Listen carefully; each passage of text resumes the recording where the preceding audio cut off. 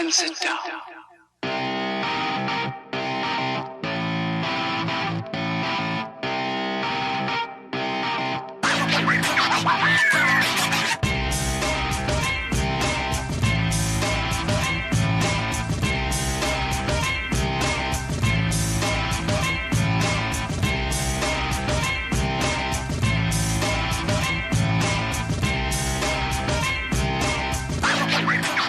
Hello and welcome back to another episode of JANESSA After Dark. I'm your hostess with the mostest, Janessa J. Champagne, and I am so excited to continue bringing you more of Season 2, which is all focused around horror.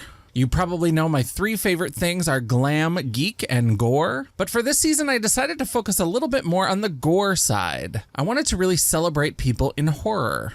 Episodes 1 and 2 featured independent film directors Heidi Moore and Tommy Faircloth, and episode 3 featured one of my favorite scream queens in the world, iconic film actress Felissa Rose of Sleepaway Camp, who is not only a tremendous horror actress, but also a pretty fantastic person, as all of my guests have been. And for episode 4, we focused on makeup artist, burlesque performer, and fat acceptance rabble-rouser Katie Cadaver. So we've had a couple directors and a couple performers, but now for episode 5, I wanted to do something a little bit different, and this time we're going to be talking to someone who is a horror writer. Writing has been a huge part of my life since I was really little. I've always loved to pick up a pen and put it to paper, and yes, I am old school. I do still have pen and paper, and I will use that to write down ideas, plan posts for my website, and there's just something about the act of writing, whether it's on paper or on a computer, that I just find really, really satisfying. So I was very excited when I looked through my friends list and realized that I had a really fantastic horror writer on my Facebook profile, somebody that I met through Days of the Dead, who I thought would be the perfect interview to bring an author into season 2 of JANESSA After Dark. But before we get to her interview, I want to spend a little bit of time talking about the idea of representation and why it really, really matters.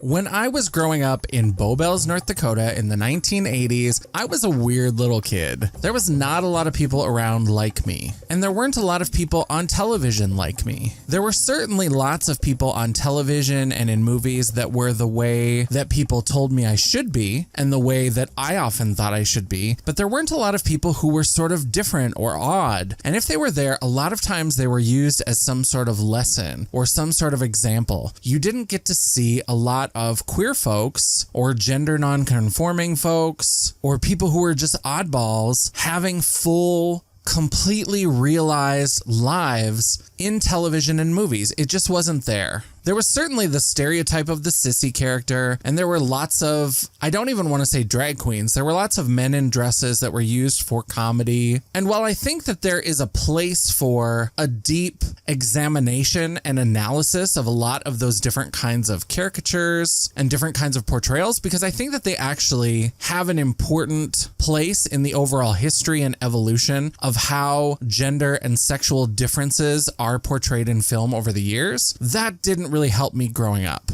That's what we look to TV and movies and books and other entertainments for, is we want to see versions of the world that we can imagine ourselves in. And when you're a queer person, it can be difficult to find those representations. It certainly has gotten better. When I was in college, my freshman year, the year where I had my big coming out process, was also the year where that spring, Ellen became the first out gay character who was a lead on a television show. And of course, Ellen DeGeneres also came out that same year, not long after the coming out episode of her show.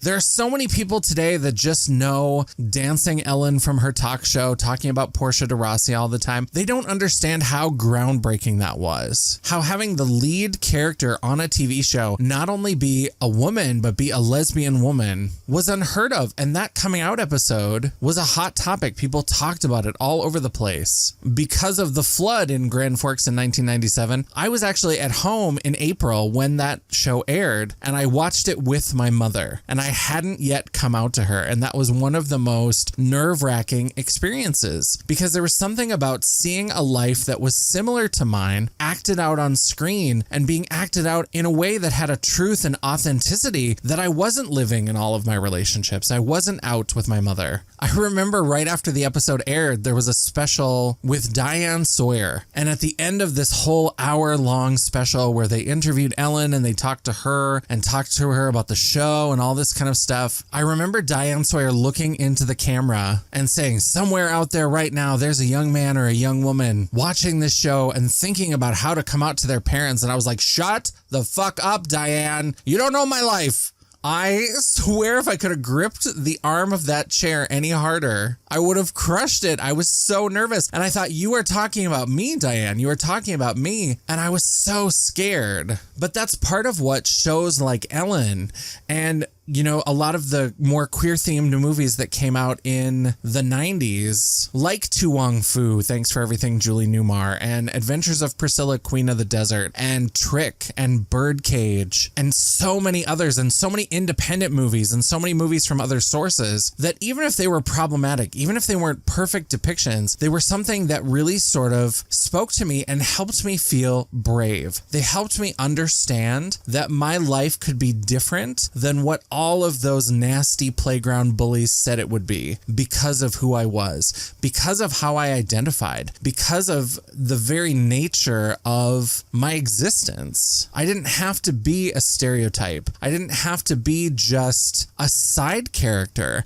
I could be the star in my own life. And that was something that I didn't really see before. And that's why representation is so important. It allows us to see ourselves having full and complicated and complex and not always perfect and not always very well scripted lives. And sometimes those imperfect portrayals help us not only see ourselves represented, but they help us understand some of the criticisms of who we are. You know, there's a long history of using the sissy stereotype in film and in television, and the sort of flamboyant gay best friend, which is often dismissed as being homophobic. And depending on how it's used and how the characters are constructed, it can absolutely be homophobic. So much of what homophobia is really just not very well masked sexism. Our culture, our society is not very kind to women or to femininity, and so men who display femininity are mocked in different ways and in different capacities, but they suffer the same sort of prejudice. But what sometimes gets lost in the critiques of those early characters is the fact that there are flamboyant men, gay and straight and bisexual and any other sexuality you can imagine, and that's fine. The problem isn't that men can be flamboyant. The problem is how we view that flamboyance or view that femininity. The prejudice around the femininity is what's the problem. And that is why those early portrayals and the discussion around them are important, because they lead us to later portrayals, much more realized, much more complex and dynamic portrayals, like Titus from The Unbreakable Kimmy Schmidt. I'm nominating. Hell no, I ain't playing with you, Michael. I'm not fooling with you, Michael. Back up, I ain't playing with you, meatball. Michael, I'm not playing with you, meatball. Something don't taste right, cause it ain't right. Like when you take a sip of water and it turns out to be Sprite. I know your secret, and now I regret ever helping you out your closet. Is this what I deserve? I took you at your word. You know I'm not too feminine to cut me up a nerd. My show's on the internet, where Beyonce and the president live. I'm not a handyman, although that was my nickname one summer on Fire Island. This isn't the Chinatown blush. You can't just choke someone who's sleeping. I am dancing away from you. I am running away from you. I'm pretty but tough like a diamond, or beef jerky in a ball gown. Pizza party for one, divorce, dead, and having some fun. Pizza party for one. I don't have pizza. The only therapy I ever had was a Christian summer camp that tried to make boys less musical. It was a total bang fest. Black, gay, and old. I'm not even gonna know which box to check on the hate crime form. So representation is important because it allows people to understand that whatever identity they have, whatever aspect of themselves that they are wrestling with or trying to figure out how it fits into the total picture of their lives, they're able to find portrayals in the media around them that they can connect with. They can understand that their life and their experience and their perspective has value. And that's why it's important that we have representation not only in the people on the screen, but the people off the screen. We need to make sure that there's representation of different identities and viewpoints, all different kinds of perspectives in writers and directors, and the people who make the media that we consume, because it allows people to see themselves represented. And it also helps us to see a little bit more of what other people experience. You know, I think one of the things that's really intriguing about the horror films of Jordan Peele, for example, is that not only are they just really good, well-written, well-crafted horror films that are scary as fuck, they're also films that engage with what it's like to be Black in America. The types of things that are scary to Black people that might not be scary on the surface to white people. And I think that that's something that is an undercurrent in a lot of horror and is now starting to get a little bit more attention. And I think that horror really is enriched by having diverse contributors because they can put forward the things that are scary that some people who are in positions of power don't even recognize or sometimes even understand. When I went to Indianapolis this summer for Days of the Dead, the night before the convention started, I was having drinks in the hotel bar with a large group of people that included Felissa Rose and Kane Hodder. Now, Felissa and Kane and Tiffany Shepis have a new podcast on Fangoria's podcast network called Casualty Fridays. It's very cool. You should definitely listen to it if you get a chance. But we were talking about sort of gay undercurrents in certain movies and different ways that sexuality has impacted the genre, things like that. And we were talking about some of the appeal of a character like Jason Voorhees. And I had said to Kane that I actually enjoy that character in a different way than someone who is straight might enjoy that character, or I engage with that character in a different way because I told him that out in the real world, you know, someone like you is scary to me. And, you know, not him specifically. Kane Hodder, if you've ever met him at a convention or anything, he really is a wonderful, fantastic man. He sometimes has this sort of gruff exterior, but he's a very wonderful, sweet man. There's a documentary out about his life called To Hell and Back that is wonderful.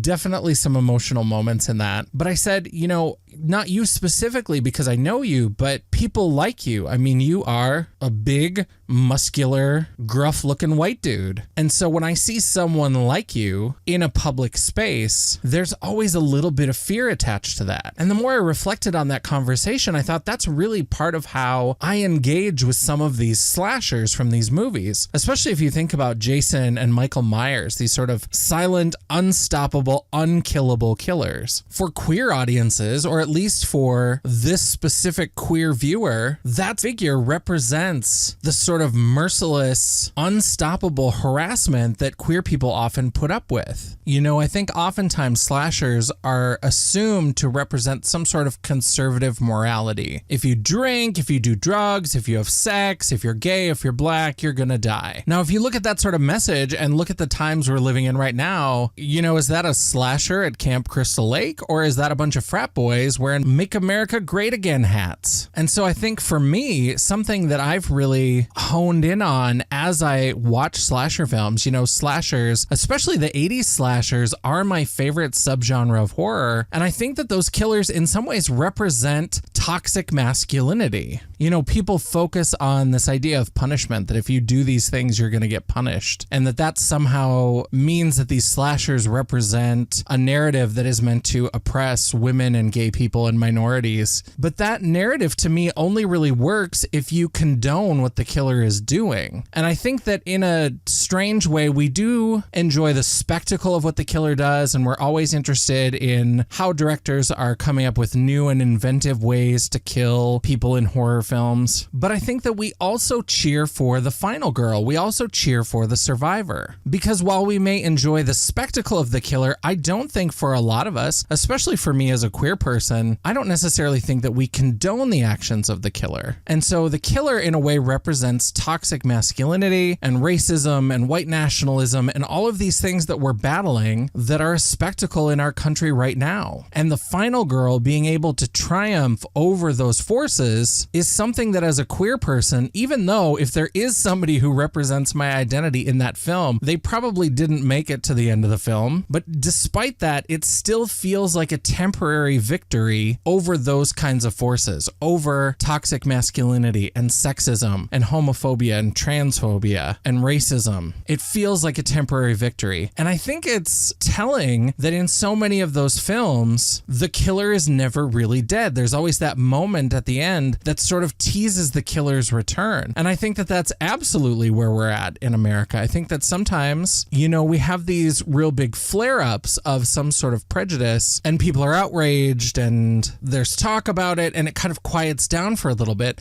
That doesn't mean that racism and sexism and homophobia and transphobia and all of these other problems have suddenly been miraculously solved. It's a temporary sort of respite in that overall battle. And so I think that the slashers of the 80s, the reason why I'm so drawn to them is because they feel like this sort of continuing narrative of fighting those kind of unstoppable, what seems like and can feel like unsurmountable prejudices and celebrating these temporary victories. And I think that that's a really powerful, interesting metaphor. And it's a very different way to read those slashers from the 80s in a way that isn't necessarily empowering, but gives the film much more depth than just seeing it as an enforcement of this very conservative morality, especially against women and queer folks and people of color. So the moral of the story is that representation really does matter. It matters whose stories get to be told, even if they're scary stories that we tell in the dark around a campfire at an abandoned camp. Stories have power. Stories have meaning. And seeing ourselves represented in the media that we consume and enjoy can mean the world. And for some people, it can mean actual survival, even if the character that represents them doesn't survive until the last reel.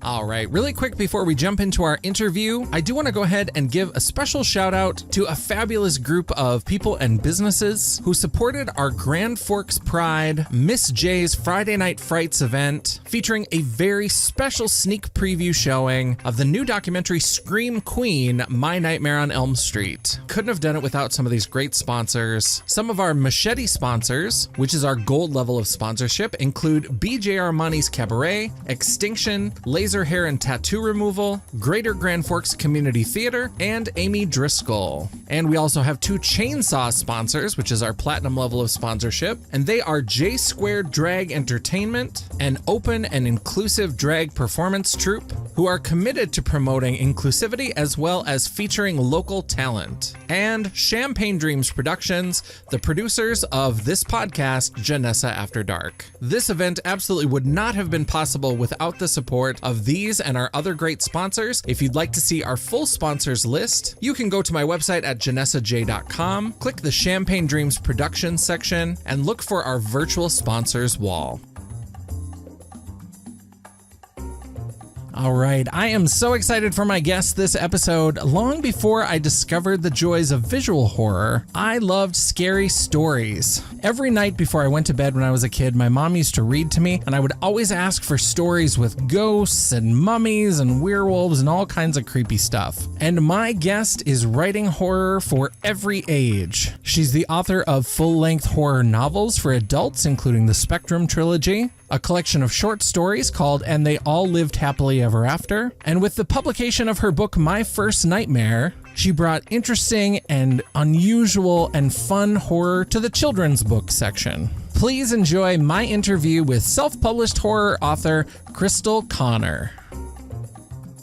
Hey guys, editing Janessa here. Just wanted to let you know a little bit about some technical issues that Crystal and I had during our conversation. In the early part of the interview, we had some problems with our connection, and there are a couple of places where the audio really degraded. And so I definitely beefed up the sound as much as I could. And in a couple spots, I just cut it out and gave you information about what we talked about. Most of the problems with the audio are cleaned up by about 5 minutes in, so it's not a lot of problem. Now there is a little bit of metallic-y sound throughout, but it's not bad. You can still understand the interview. But I just wanted to let you know to expect those problems, and I apologize, and I'm working on it. It just wouldn't be me if there wasn't some sort of tech challenge. So thanks very much for your patience. I appreciate it. Editing Janessa out. How are you doing? Doing good. Thank you so much. Thank you so much for having me. Yeah, of course. I adore you. I actually met you 2017 at Days of the Dead in Atlanta. I'm excited to have you on because I've known you for a little while. You write fantastic horror books. We love that. When did you know that you wanted to be an author? That's a really interesting question. I always wrote and told stories for my friends. I didn't grow up thinking I was going to become an author. So this is one of the sections where the audio degrades. In this section, Crystal was talking about a job she had at a Seattle shipyard. Some of her colleagues knew that she was a writer in her spare time and suggested that she speak to the welding instructor, who was also an award-winning author. Eventually, he came and found me. He was like, hey, let me see some of your work. And I was like, yeah, I'll give you a short story called The Darkness. And so then the next day when he came in, he found me and he was like, what the fuck are you doing here? And I was like, it's my shit, dude. What the hell? He told me, he was like, The Darkness isn't a short story. You're a lazy writer and you quit your job and take your writing seriously. And I was super mad at that. It took me a while to process what he said. He didn't say, don't quit your J job. He said that I was a lazy writer and he took my writing seriously. And so that was the very first person who didn't know me from Adam who told me that I was a good writer. I've been told that all the time, but those are my friends and my family and my inner circle. Those guys are supposed to support you and encourage you. So I just thought, of course you're going to say that it's good. This is the first person who didn't know me, had no invested interest in me. And so what I did is I got an editor on Craigslist and I had her start editing my work. And then she got to a point where she couldn't go any further because it was too scary for her. And then we had a meeting with another editor, and that's how I became a writer. There was a little bit of trouble with the audio here as well. Basically, Crystal is explaining that after meeting with that editor and working with her manuscript, she realized that the author that she had spoken to at work was right, and it was actually a much longer work. And his comment to her actually got her started thinking of herself as a writer and really sort of started her taking the steps to be an independent author. And he was right. It wasn't a short story. It ended up being a 90,000 word trilogy. I think it's more than 90,000 words. I'm sorry, it's 190,000 words. I'm forget. Yeah, 190,000 words. But it's the first convention. I met independent indie authors and I found out how much they were making and how much control they had over their work. And so then I got my rights back. And then ever since then, I'm a self-published writer. All right, this should be the last section where we had some junk audio. I record my interviews through Skype, and we had been doing a video chat, and so we decided to disable the cameras to see if that improved the audio quality. And because technology is always my challenge, it was a little bit of a ridiculous process. Some of that may end up in the Sloppy Seconds episode, but moving forward, the audio should be much better. We appreciate your patience. And while I was fumbling with my Skype, Crystal double-checked the word count on the Darkness trilogy and provided me with an update just to set the record straight. For my word count, it's actually 2,580. Why can't I do math? Okay. 158,840 words. And how would you describe your process, your writing process? I just pick up a pen and start writing. I think about a third of the way through, I stop and then write the ending, and then I just blend the middle. I blend the story until it meets in the middle. Gotcha. So you like to start at the beginning, kind of create some characters, create a scene, and then figure out where it's going to go, and then kind of work in the middle. Yeah, that's exactly how it is. And normally when I start a story, it seems like I never start at the beginning. It always starts, once I get going and start moving everything around, I always start in the middle of the story. And what is it about horror and scary stuff that draws you in? Why are you drawn to that genre? I'm not really sure. I think I've always been drawn to things that are a little bit dark around the edges. I grew up watching the old Twilight Zones, black and white Twilight Zones, and like Tales from the Crypt, and reading Stephen King, and I don't know, it's just the darkness just speaks to me. Yeah, let's talk a little bit about The Darkness. Let's talk about that, the Spectrum trilogy. The Darkness is the first volume. And so that kind of, it merges together some like horror and some sci-fi and religion and fantasy elements and things like that. What really kind of inspired that? What was kind of the seed that kind of kicked off that whole story? I listened to like trance and Goya music, and there was this one sentence in a song that I heard, and it said, "The darkness is calling me." And from that sentence, that one sentence is where this story came. I had thought about that, and then it was like I had the scene where Adam calls his mom, and he says, "The darkness is calling. The darkness is calling, and I can't control these feelings." And then that's kind of where the story evolves from that one phone call. Like that was where the story, that's where the seeds of the Spectrum trilogy was planted. And then how did that progress? So you said it started as a short story, and then as you expanded it out into trilogy that's over 250,000 words, how did that story grow and change as you were working on it? I don't have a format, so I kind of just follow the story where it goes. And so I knew, well, I really didn't know, like, it's really hard to explain because my writing process is basically like looks like the rambling manifesto of like a maniac or a psychopath. It's just like I'm all over the board, but somehow they all come together. But I knew I wanted, from that phone call, I basically developed the character of Adam, and then who was in his life and why he, like the reason behind his phone call. And that kind of just like started the story of the darkness, where we are introduced to the first block of main characters, Adam, Artemisia, and her team of scientists, and Ayana and her well of witchcraft, and how these two women affected Adam's life. Yeah, and I think that that's an interesting blending of sort of, in some ways, kind of sci-fi elements like the science, and that with more kind of fantasy elements, witchcraft. Do you enjoy working with those genre-bending combinations? I didn't realize until I won my first award that, I didn't take any writing classes, and I didn't study the industry. I just started writing. And so I didn't realize there were separate categories. For me, if it scares me, it doesn't matter if it's sci-fi, fantasy, or horror. It's scary. And I think the Spectrum trilogy is scary. I just called it horror. But then when people started reading it and reading reviews, that's when I found out that it's horror and science fiction and dark fantasy, and that someone called me a red herring writer. And so like all of this, I wasn't intending it to be such a blending of the genres. My goal was to write a scary story. And that it ended up in all those different genres, I think it's just icing on the cake. Yeah, absolutely. There's a little bit something for everyone. But that's not, like, I didn't start off that way. I just, was hoping to tell a really good, scary story. You also have a collection of short stories called They All Lived Happily Ever After. What do you like best about writing short stories? Short stories is kind of like working out. Like, it keeps you toned and quick. It's harder to tell a short story than a whole trilogy. I think it takes more skill to write a short story. And when they're really good, like fast and dirty and shocking at the end, I think that it's like strength training when you're writing longer stories. And it's something that I've always done. Like, I started off telling a short story, and then I went back to writing short stories, I think, when I was like halfway through book 2, because I felt like I just needed that, just to go back to my roots of telling short stories. Do you have a preference? Do you prefer short stories or novels? Do you like both of them just in different ways?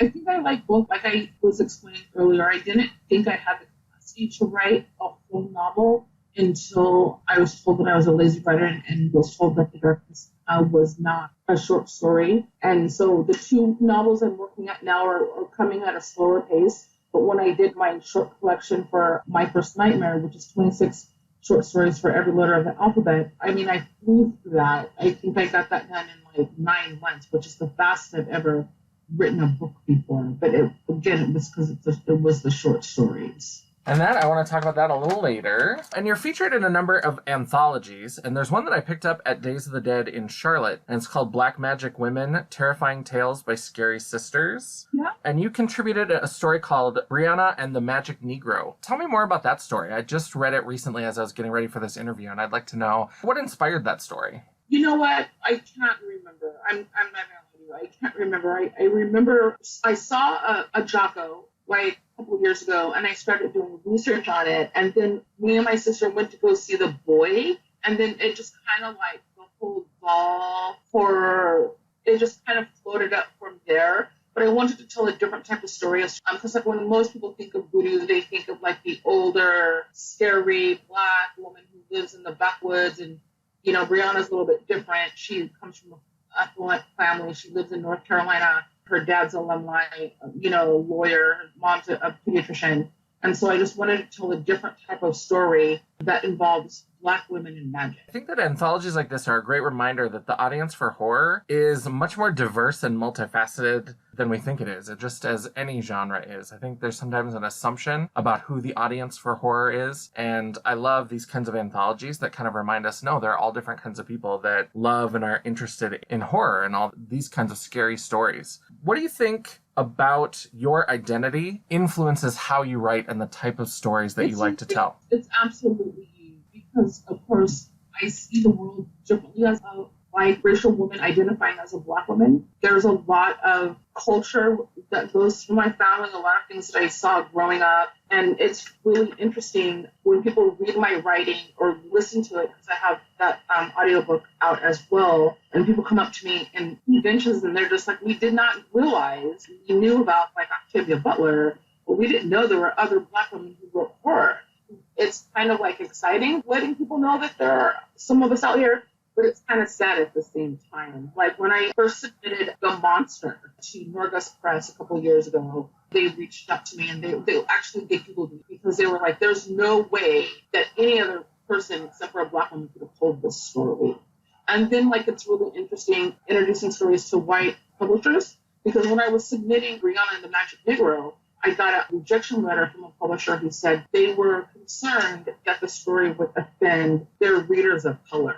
And let that sink in for a second, because I wrote it, right? I'm a Black woman, and I know that there are racist scenes in that, just like there's racist scenes in The Monster, but that's the world that I live in, and racism is still very real today. And so it's interesting how like some people embrace it. I had a guy email me, and he was like, it was very pleasant to find out you were a woman of color. He was listening to, and they all lived happily after audiobooks. And then I've had like, all kinds of people who, after they hear my stories, Google me, and then they're super happy to find out that I'm Black. It's interesting how people respond to me. That's why there's so much in almost all of my stories. There's that African spirituality and Christianity, and then societal, the way that we just live today. And I wonder how much of that is just to try to preserve people's comfort levels. They don't want to be presented with blatant racism or blatant privilege. And so then they say, oh, we're worried this might offend people.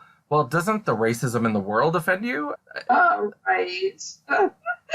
Right. Yeah. It was an interesting rejection letter. It was, what do you do with that? Something I thought was really interesting from the intro to Black Magic Women, the editor of that anthology, Sumiko Salson, she talks about how people get upset when people refer to Toni Morrison's Beloved as a ghost story. And there's an interesting quote as I was reading the introduction that I thought was really good. She says, "They act like calling Beloved a ghost story is paramount to calling Toni Morrison a dirty name." And so she talks about respectability politics. Why do you think horror has such a bad reputation? And is that especially true for Black communities and Black readers? I'm not really sure, because I've always loved all things horror. I'm a horror connoisseur. I've never really thought of horror as having a bad reputation. It's kind of like being a little bit on the outskirts, I guess, like kids who listen to heavy metal, or like kids who are punk, like the bad kids, I guess. It's not like we're not reading Little Women, So like I think it's, again, with the respectability politics. I remember when I was in high school, my literary teacher told me that horror isn't literature. I can't remember what he called it. Yeah, it's really interesting. I just think it's because it's not the norm, I guess. And I think that, I love Beloved. I think that Beloved is such a good book, but it's also, it's absolutely a horror novel in some ways. It's the horrors of the history of America and this really kind of terrible story. And so I think it's interesting that people, in order to embrace it as sort of fine literature, there's some people who feel the need to say, well, there's no horror elements in that. This is just, literature. This is sort of capital L fancy literature. And I think that comes from the pretentiousness of people who are published and people who study literature and some people who have English degrees. It's almost like a class system. Like horror writers aren't real writers.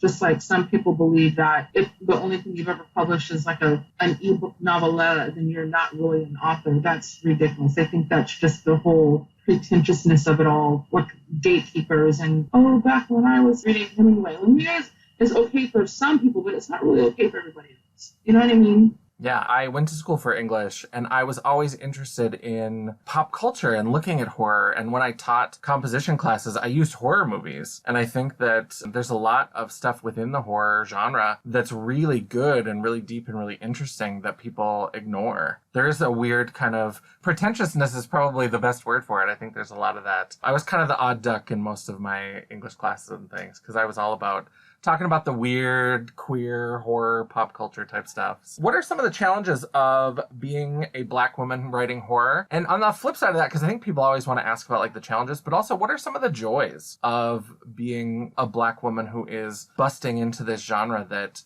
a lot of people assume is just sort of a white male territory? I think the joys of it is having white fans come up to me that are blown away with how good it is, or even men who are like, I can't believe it. As a woman, you write like this. I think that's like winning over the masses is like kind of cool. I think some of the challenges is with stories like Rihanna and the Magic Needle and the Monster, which is why I'm, probably self-published. I don't have to deal with a lot of gatekeepers, but like be told that my writing could have been readers of color.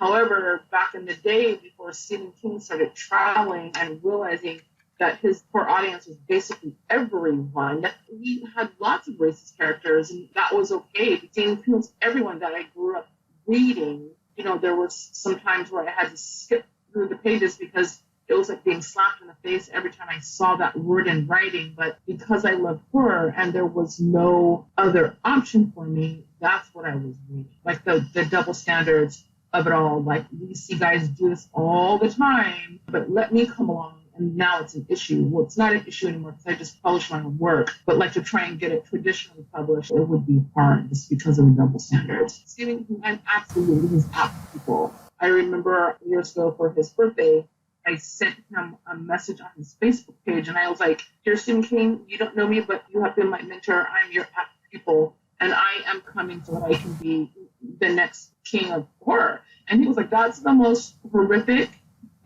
birthday greeting I have ever had in my whole entire life. I mean, like when I don't know what to do, because I didn't take any writing classes. And that's the reason why I told him he was my mentor. If I don't know what to do, or if I'm stuck in a scene, I just go read a Stephen King book and see how he did it.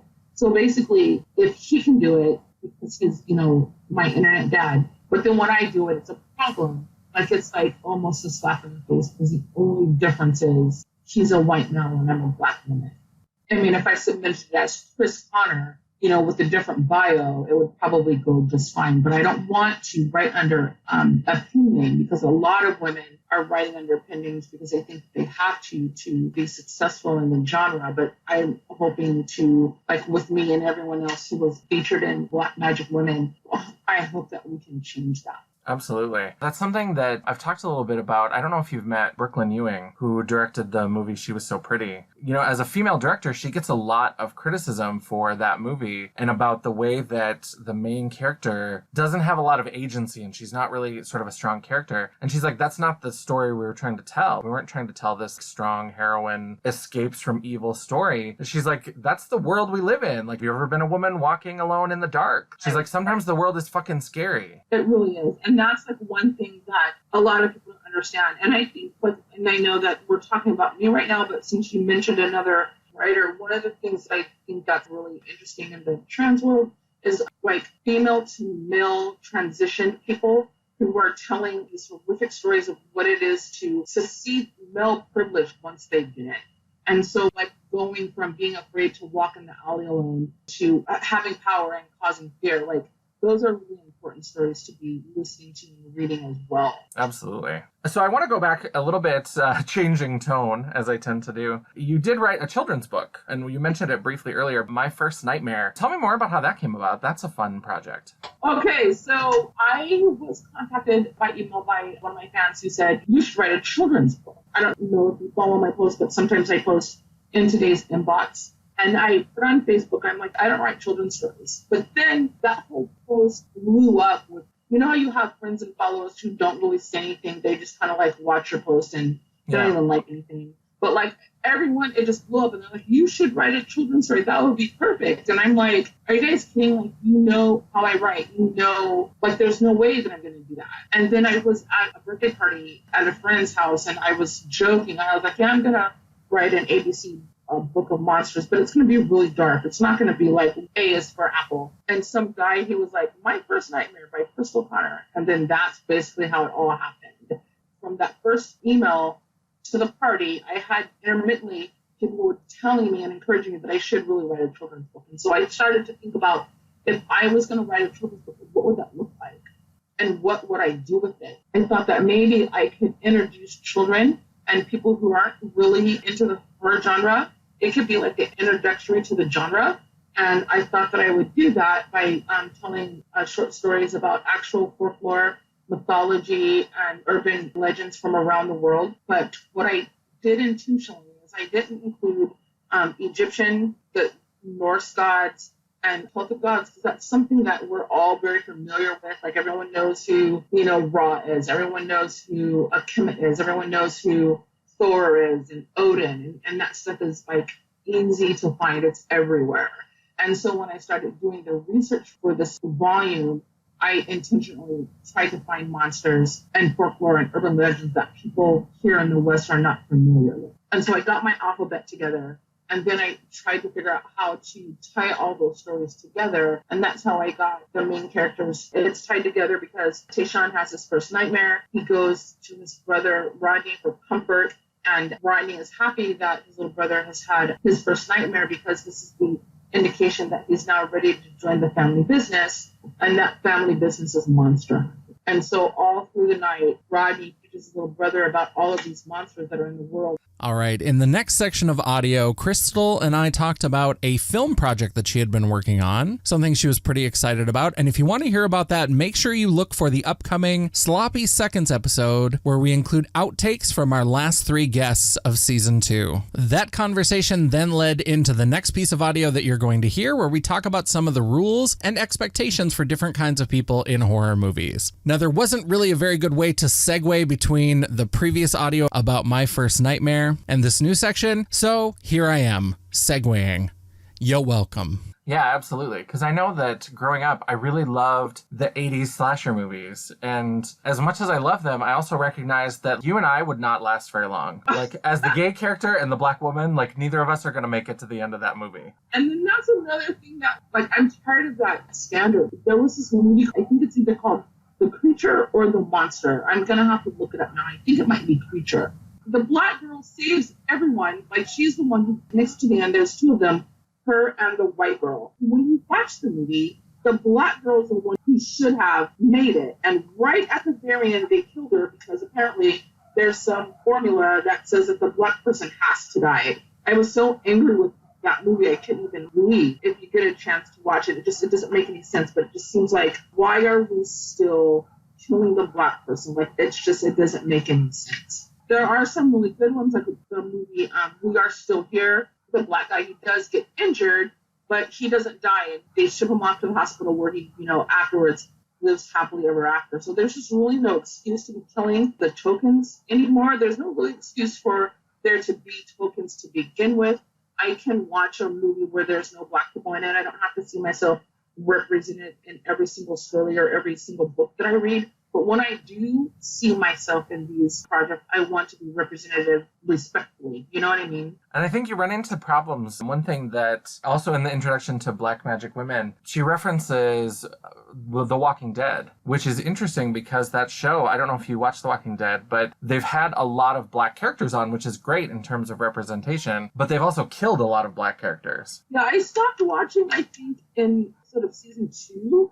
But I watched the clip notes by reading everybody's spoilers and like kind of like saw how it was becoming problematic because I don't know what season it is, but they all get to Atlanta and there's no black people. Like, are you kidding? Where are they all? Like, we don't have the capacity to survive an apocalypse. I think that we do because when you look at how the majority of black people are treated in the United States, we're already living in an apocalypse. It's not fiction for us. I mean, Flint doesn't have water. We're systematically killed by police officers. We already live in an apocalyptic horror. So to think that we wouldn't be able to survive a zombie apocalypse or a biblical apocalypse, it's absurd. Yeah, absolutely. That horror of everyday life is why I think I really love Jordan Peele's movies, Get Out and then Us, because I think that they play with that everyday horror that exists as well. So there's kind of this fantastic story on top of it, but it's layered over all of this sort of stuff that's already there in our everyday lives. I thought about that the other day.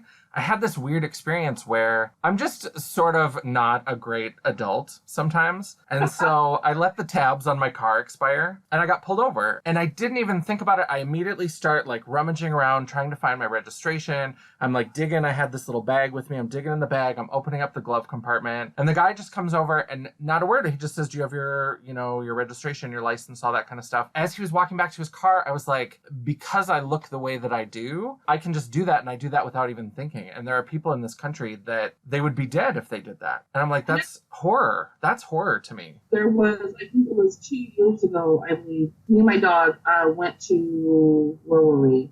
I don't know, but we were coming home and we got stopped within a police, they were doing sobriety checks, right?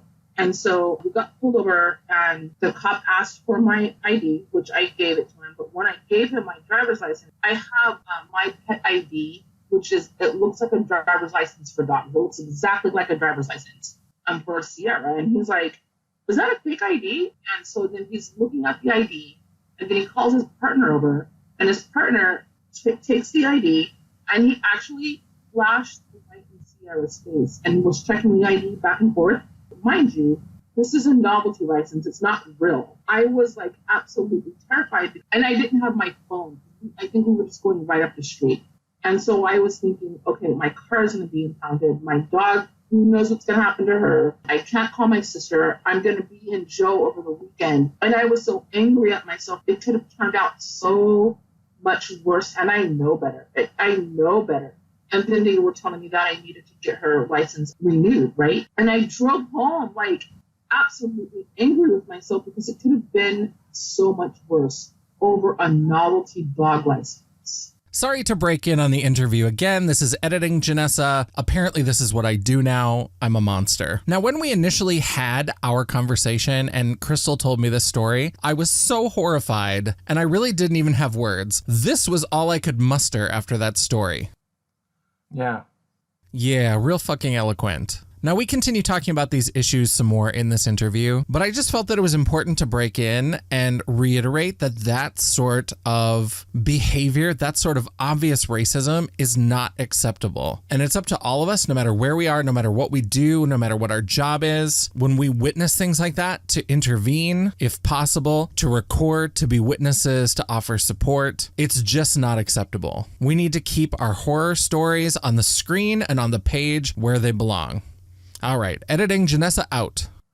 People don't want to address the actual ugliness that we have in the world. And I think that that's why we need horror and we need smart horror that gets to that stuff. If people need a fancy story and lots of special effects to get there, I hope that we do have more people who are creating horror that kind of surface that for people. Yeah, we were talking about Jordan in an interview. He said that Get Out was a documentary, but Us was a horror film.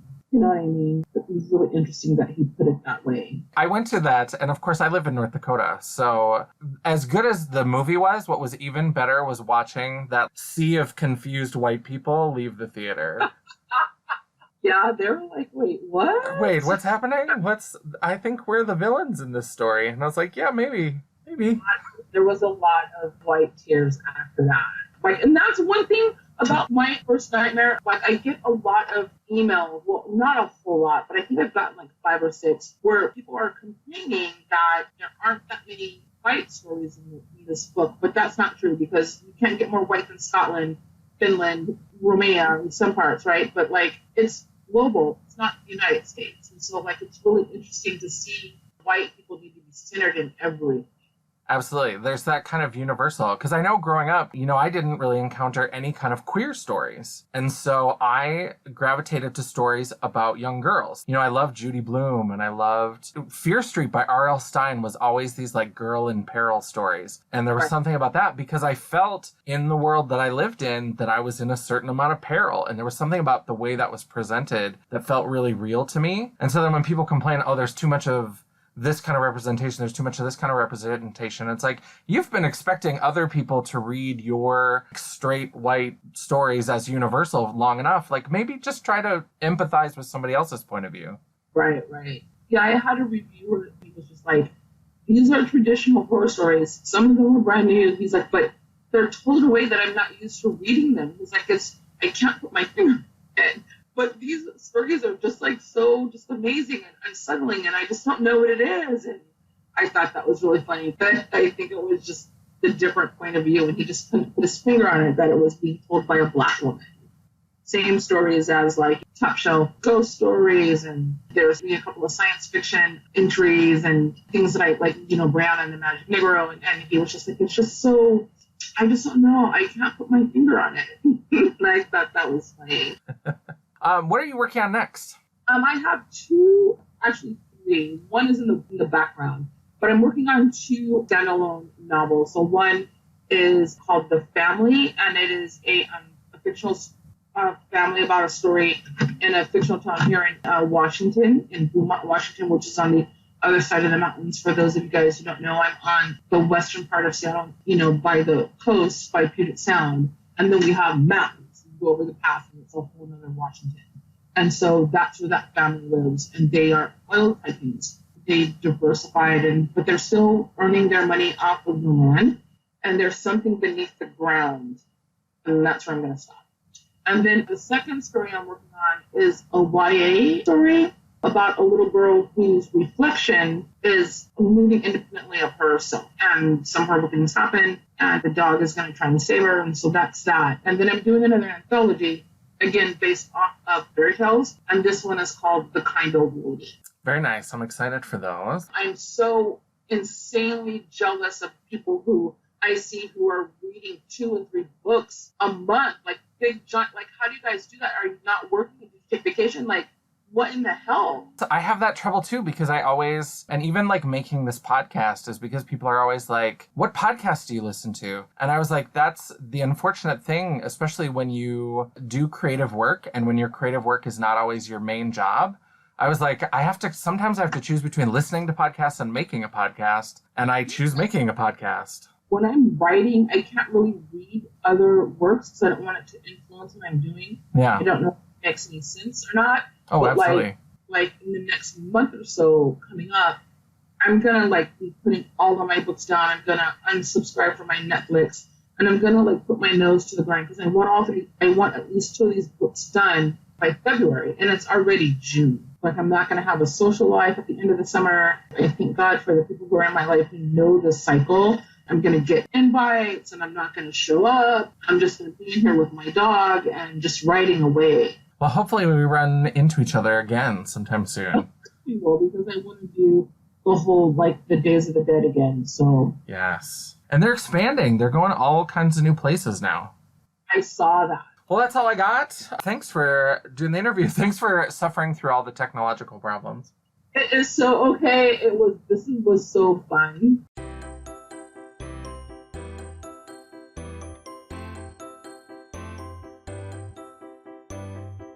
All right, I hope you enjoyed my interview with self-published horror author Crystal Connor. You can find her books, including the Spectrum trilogy, My First Nightmare, and her short story collection, They All Lived Happily Ever After, at Amazon.com or other fine book retailers. If you'd like to keep up with her exploits and her current projects, you can follow her on Instagram at Notes from the Author. And of course, don't forget to check back for our upcoming Sloppy Seconds episode, which will feature more great clips from my interview with Crystal Connor. If you'd like to know more about my projects and show schedule, you can always find me at JANESSAJ.com or on Facebook, search for Champagne Dreams Productions and Miss J's Friday Night Frights.